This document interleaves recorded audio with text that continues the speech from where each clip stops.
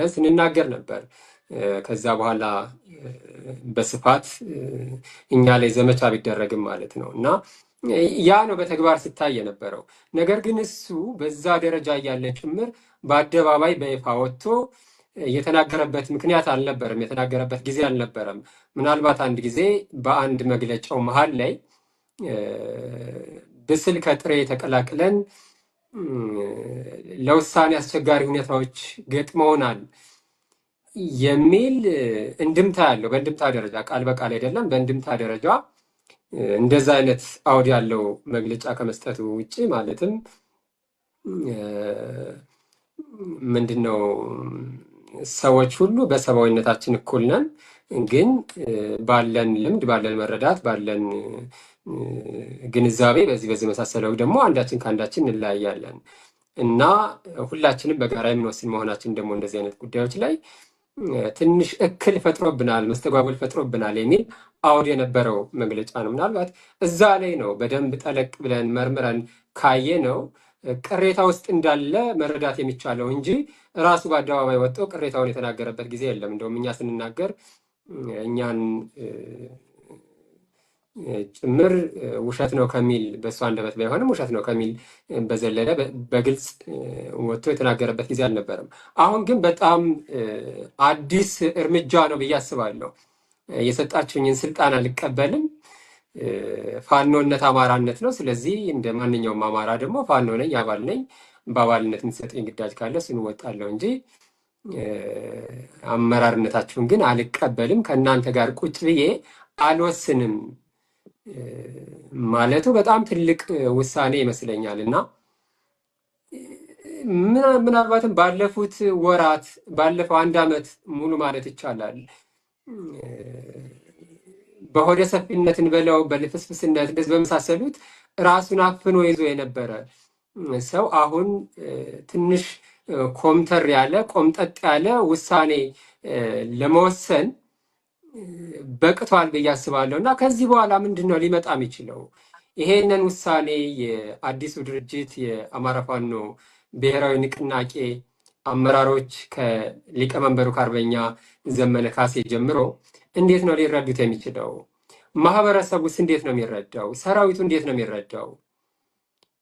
የሚችሉ የሚያውቁ አቅም ያላቸው ሰዎች በዚህ መልኩ ሲገፉስ ህዝቡም ዝም ማለት ነበረበት ወይ? ከነስተታቸውን ቢሆን ስተታቸውን እየጠየቀ እያረመ እንዲስተካከሉ ማድረግም አይጠበቅም ወይ? ነገ ምንድን ነው ሊመጣ የሚችለው የሚለውም በጥቂቱ ብናይ አፈወርቅ ከዚህ ውሳኔ ጋር ወደዛ እየመጣው ነበረ። ጥሩ መሀል ገባህ።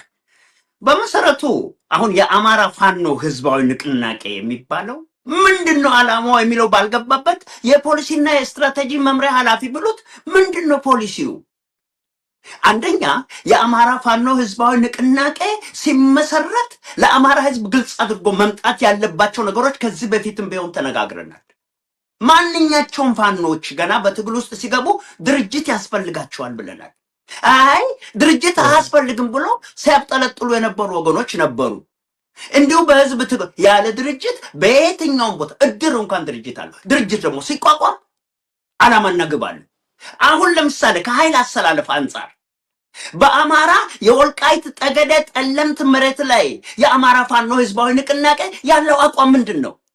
ይሄ መቀመጥ አለበት። ተድበስብሶ ሊሄድ አይችልም። ትግሉ ረጅም ሊሆን ይችላል፣ ወይም በፍጥነት የህዝብ ኃይልና ድጋፍ ካለ በአጭር ጊዜ ሊጠናቀቅ የሚችልም ሊሆን ይችላል።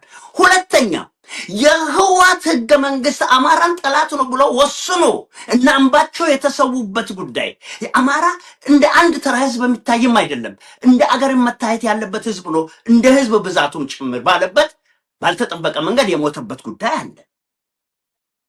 ይሄ ብቻ አይደለም። የነ አሳምነው ጽጌ ቋንቋ የመጣብን ጠላት ብሎ ወደ 400 እና 500 ወደ ኋላ ሄዶ ያሳስብ።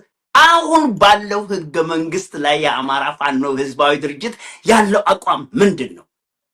የትኛውን መሰረት አድርጎ? አንደኛ በአከላለል ጉዳይ በቋንቋና በዘር ላይ የተመሰረተውን ህገ መንግስት ተቀብያለሁ ብሎ ነው። ከማጋር ነው አሁን እየወገነ ያለው። እውነቱን ለመናገር አንዳንዶቹ እስከ ሱዳን በረሃ ይሄዳሉ። ገጥዬ አንዳንዶቹ እስከ ኤርትራ በረሃ ይሄዳሉ። የኃይል አሰላለፍ መፈለግ በፖለቲካ ሂደት ውስጥ ያለ ነው። ነገር ግን የማንን ዓላማ ተሸክሞ ወዴት ለማምጣት ከህወሓት ጋር ይተባበራሉ የሚባሉ አሉ።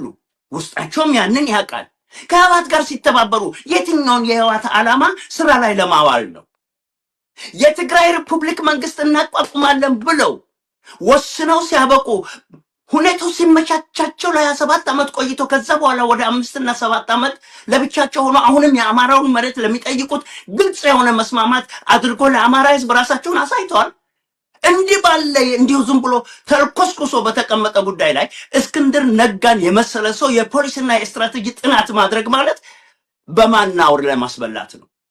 በሌላ በኩል ደግሞ አሁንም ቢሆን ባለው የህወሓት መዋቅር ላይ ተንተርሶ መጥቶ ራሱን ኢህአዴግ ብልጽግና ማነው ኦህዴድ ብልጽግና ብለው በመሰረተው በእነ አብይ ጥያቄ ላይ ከህወሓት ጋር አልሰራም እያሉ ሄዶ ደግሞ መልሶ የዘር ማጥፋት ወንጀል ባወጀበት በኦህዴድ ስር ሄዶ የሚጠቀለሉ ካድሬዎችን በተመለከተ ምንድነው አቋማቸው? ይሄ በደንብ በፕሮግራማቸው መዘርዘር ባልተቻለበት፣ ዓላማው ግልጽ ባልሆነበት፣ መነሻችን አማራ መድረሻችን አማራ የሚሉ የተወሰኑ አሉ። ነገር ግን አማራ በክልሉ ከሚኖረው በላይ ባይሆን እንኳ 25 ሚሊዮን በላይ አማሮች በተቀሩ የኢትዮጵያ አገራቸው ግዛት ውስጥ ይኖራሉ። እነሱን እንደ አማራ የማይቆጥሩ አሉ። አሁን በባዕድናዊ እሳቤ ተደራጅተው ወደ ስልጣን የመጡ ወይም ሊመጡ እየፈለጉ ያሉ ሳልሳዊ ባዕድን የሚባሉ ልክ እንዳገኘው ተሻገር እኛን የሚያገባን በአማራ ክልል ብቻ ስላለው አማራ ነው ብለው አማራ ሆነው እንኳን በአዲስ አበባ ወይም በሌላ ክፍለ ሀገር የተወለዱትን በአማራው ትግል ውስጥ ሲገቡ ደስ የማይላቸው ወገኖች አሉ። ጎጣዊ ፖለቲካ ወይም መንደርተኝነት ፖለቲካ ህሊናቸውን የሚያናውዙ የተቀላቀሉ ቢኖሩ ጥርት ያለ የፖለቲካው ፕሮግራም ወይም የነሱ የፖለቲካ መርህ በማይታይበት የፖለቲካና የስትራቴጂ ጉዳይ ኃላፊ ቢባል የትኛውን ነው የሚነድፈው? እስክንድር ከዚህ በፊትም በቁም እስር ነው ብለን በድፍረት ተናገሩ። በአንዳንድ በተከፈላቸው ልክ በሚጮሁ ጉዶች ለምን ይሄ ምስጢር ወጣ ተብሎ ከአየር ወረድን። በዚህ ምክንያት የመጣውን ችግር እኛ የምናውቀው ነገር ነው። አሁን ሄዶ እስክንድር እንዲህ ባለ ቦታ በሚቀመጥበት ጊዜ እውነት ውጤት ያመጣል ከተነሳበት ዓላማ? ዛሬ እኮ በግልጽ በሚነገረው መሰረት በሐረር አካባቢ የተወለዱት እኮ ፕሮፌሰር አስራት ወልደየስ የአማራን እንቅስቃሴ ከምንም በፊት ነገሩን ቀድሞ እንደ አንድ ትንብት ተናጋሪ ተረድቶ ሲወጡ አሁን በህይወት ቢኖሩ ምናልባት ምን ሊባሉ እንደሚችሉ አማራ ክልል ስላልተወለዱ እስክንድርንም ቢሆን የጎጃም የጎንደር የሸዋ የወሎ ብቻ አይደለም መላው ኢትዮጵያ ህዝብ ያገባዋል ስለ አማራ ጉዳይ፣ ስለ ወንድሙ መሞት፣ በግፍ መጨፍጨፍ፣ ደሙ በከንቱ ሲፈስ እያንዳንዱ ኢትዮጵያዊ ያገባኛል ማለት አማራው ብቻ አይደለም። እንዲህ ባለ እንቅስቃሴ ግን ግባቸውን ለባህር ዳር ስልጣን አድርገው በሴራ ፖለቲካ ወዲያ ወዲህ የሚሉ ሰዎች ደግሞ ሰርጎ አልገቡም አይባልም። እስክንድር እንዲህ አይነቱን ነገር ቀን ራሱ አውጥቶት እንዲህ በእውነት አፍጦ አግጦ እውነቱ ሲወጣ አልቀበልም የማለቱ ጉዳይ እውነት ነው። ሰው ያልተዘራውን እንዴት አድርጎ ነው የሚያጭደው? የራሱ የሆነ ተሰምቶት በሂደት ፈልቆ ገንፍሎ መግላሊቱ ጥሶ የወጣ ነገር ነው ብዬ ነው በግሌ ማምነው። እና ሌላ ካለ መቀጠል ትችላለህ። ጥሩ አፈወርቅ፣ እንግዲህ በዋናነት በተለይ ሰሞኑን ሲነሱ የነበሩ ሀሳቦችን በተወሰነ መልኩ ለማንሳት ያህል እስክንድርን በተመለከተ በአንድ በኩል ጭራሹን መውጣት አለበት ከትግሉ ከፋኖነት ጭራሽ መውጣት አለበት ጭምር እያሉ ዘመቻ ሲያደርጉ ነበር። በሌላ በኩል ደግሞ ከዚህም በባሰ መልኩ ተጠያቂ መሆን አለበት፣ ብዙ ጥፋቶች አጥፍቷል ይላሉ።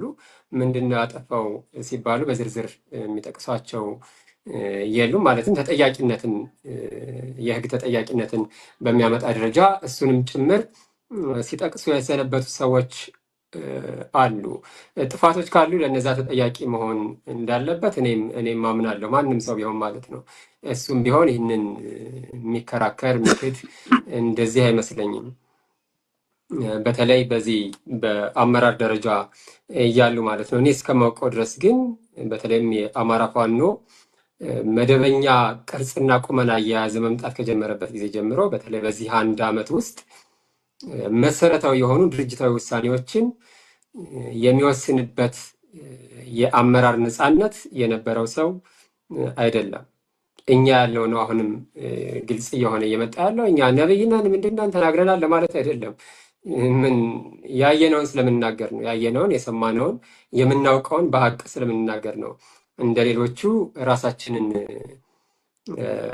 ከፍ ከፍ ለማድረግ ለከንቱ ውዳሴ ለምን አይደለም ይህን የምንለው። ስለዚህ እኛም ጭምር ትናንት ከትናንት በስቲያ ስንለው የነበረው እየሰራ አይደለም።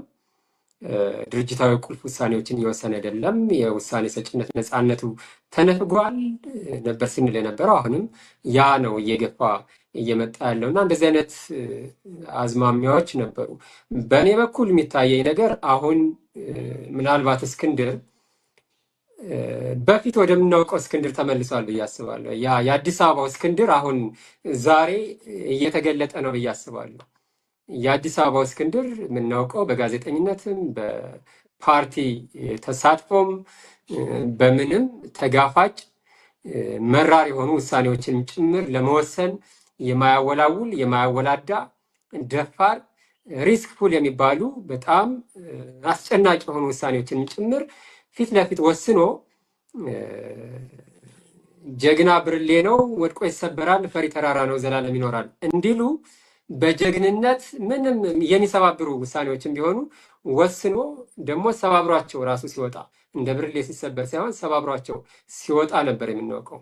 በዚህ 1 ዓመት ጊዜ ውስጥ ግን በማናውቀው መልኩ ፈጽሞ የእስክንድር ስብዕና ባልሆነ መልኩ ብዙ ነገሮችን በመልመጥመጥ ሲያሳልፋቸው ነበር የቆየው እና አሁን ምናልባት ወደዛኛው እስክንድር ወደ ድሮ ወደ አዲስ አበባው እስክንድር እየተመለሰ ያለ ይመስለኛል። እንግዲህ ነገ ከነገ በስቲያ ደግሞ ይህንን ተከትለው የሚመጡ ነገሮች ናቸው። ሙሉ በሙሉ እየተመለሰ ነው ወይስ አሁንም እዚሁ ላይ ይቆያል ይዘገያል የሚሉ ጉዳዮችን የሚወስኑት እና በፖለቲካ መረዳት ከዓለም አቀፍ ማህበረሰብ ጋር ባለው ትውውቅ ግንኙነት ፋኖ በጎ የዲፕሎማሲ ግንኙነት እንዲፈጥር ከማድረግ አንጻር ደግሞ ያለው ሚና ከልምድ አኳያ ከእድሜም ጭምር የቀሰማቸው የተማራቸው ነገሮች ስላሉ እሱ ጥሩ ነው፣ ጥሩ ልምድ አለው ተብሎ ይታሰባል።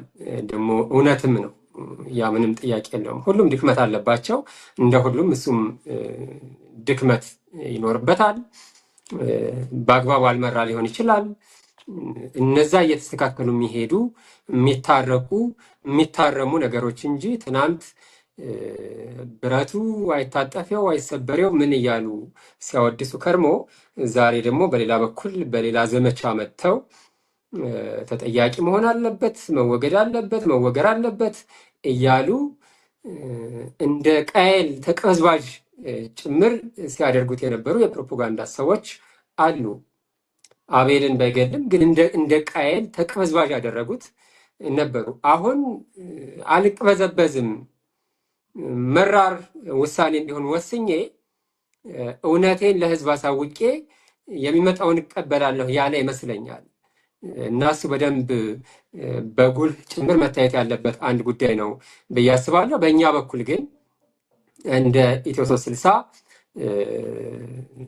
አሁንም ሁሉም የአማራ ፋኖ አመራሮች ሜሪትን፣ ችሎታን፣ እውቀትን መሰረት ባደረገ መልኩ ፖለቲካን፣ ህዝባዊ ቅቡልነትን፣ ታማኝነትን መሰረት ባደረገ መልኩ በተናበበ መልኩ አመራሩን እንዲይዙና የአማራን ህዝብ የህልውና ትግል እንዲመሩ እንፈልጋለን። እከሌ መወርወር አለበት፣ እከሌ መጣል አለበት የምንለው ነገር የለም እና እስከዛሬ አንድም ደግመን ደጋግመን አፈወርቅ ስናነሳ የነበረው ከፍተኛ አመራሩ ከዚህ በፊት ምን ብለናል? የዛሬ 3 ወር 4 ወር አካባቢ ከፍተኛ አመራሩ እንዲገራ ሚዲያው ሂሳዊ ድጋፍ መስጠት አለበት ስንል ነበረ። ሂሳዊ ድጋፍ ማለት የሚተቹትን ይተቻል፣ ደግሞ የሚደነቁትን ያደንቃል። በዛ መልኩ ህጸጾች እየታረሙ እየተስተካከለ እንዲሄድ የማድረግ ስራዎችን ሚዲያው መስራት አለበት ስንል ነበረ። በዚህ መልኩ ኢትዮ 360 ሚዲያ በደንብ ስንሰራ ነው የቆየ ነው። አሁንም እየሰራን ነው። ከቅርብ ጊዜ ወዲህ ደግሞ ከፍተኛ የሆነ መሽመድመድ አጋጠመ። በተለይ የእነ እስክንድር የአማራ ፋኖ ህዝባዊ ድርጅት አፋሃድ አስቀድሞ 5ኛ ረድፈኞች የብአዴን ሰዎች ሰርገው ገብተዋል፣ ራሱን ያጽዳ፣ ትንሽ ከቆየ ድርጅቱን ወደ ማጥፋት ይደርሳሉ ስንል ሰሚ አልተገኘም። ድርጅቱን ወደ ማጥፋት ተደረሰ እና በአሁኑ ሰዓት አፋሃድ አንድ የረባ ጥይት ሳይተኩስ ራሱን እያፈረሰ ነው የሚገኘው እና በአንድ በኩልም በአፋብሃ እንዲዋጥ ያደረገው በአዲሱ ድርጅት በኩል ቅድም ውክልናውን ሲገልጽ ነበር። ቆይቼም ለመቁጠር ሞክሬያለሁ። 5 ሳይሆን ከአፋሃድ በኩል የተወከሉት 6 ናቸው። ከአፋብሃ በኩል ደግሞ 13 ናቸው። ስለዚህ 6 ለ13 ነው ውክልናው። አሁንም ቢሆን ከፍተኛ ነው እና ያም እንዲሆን አንድ በር የከፈተው ትልቁ ነገር የአፋሃድ ከፍተኛ አመራሮች የሄዱ ላገዛዙ እጅ መስጠታቸው ጭምር ነው። ሌሎችም